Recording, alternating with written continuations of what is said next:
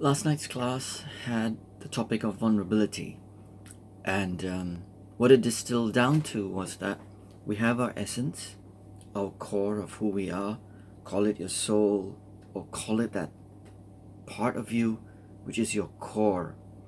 And then you have your personality slash ego. I prefer the word personality, it has a more positive vibe to it.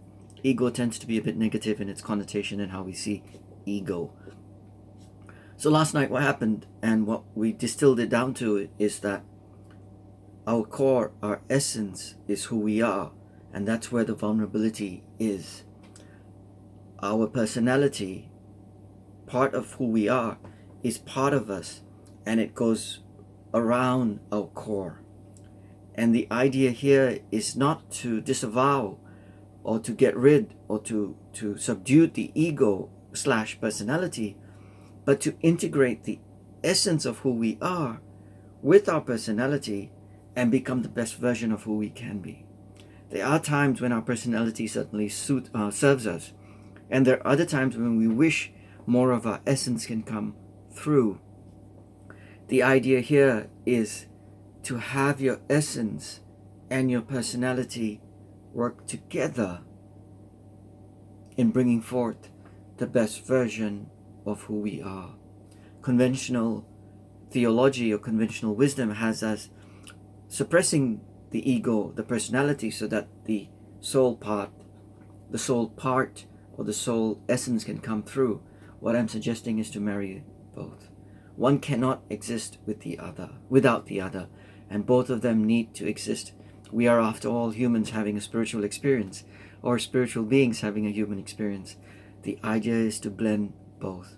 This is where the shadow elements of what we spoke about before come into play as well, and how we integrate the shadow parts of who we are, which is the ego or personality marrying the essence or the soul and becoming one.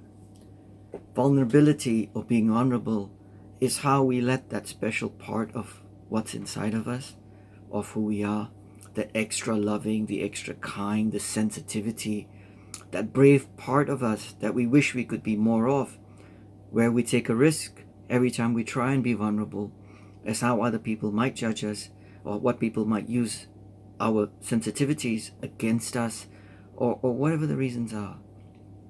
I encourage you, look to see how you can be more vulnerable. Ways we be vulnerable are through alcohol. That takes away the inhibitions and we become more vulnerable. We do things and then we say, oh boy, how did I end up doing that? Or we say things. Other ways I've been vulnerable myself is through music, where I listen to songs with a guitar, where they play a guitar, and this touches a part of me that is special and magical, and I often wonder how I can bring this out into the world. And now I'm starting to realize that it's not something to bring out, but it's something to be, as the music brings out the vulnerability in me. Another way that I realize I've been vulnerable is through dance. When I slow dance, or when I used to slow dance at least, it gave me a chance to be intimate, or to be with the person, and just to be in the moment of the perfume, of the song, of the music, of holding somebody who means something to me in my arms, and just having that magical experience. I ask you, look for the moments that you've been vulnerable, and look for the opportunities you might have now, in the future, of where you could be more vulnerable, and what are the challenges you face, and how are ways you can come across or start overcoming them to be a better version of who we are, and living your life in a way that is more meaningful for you. Cheers.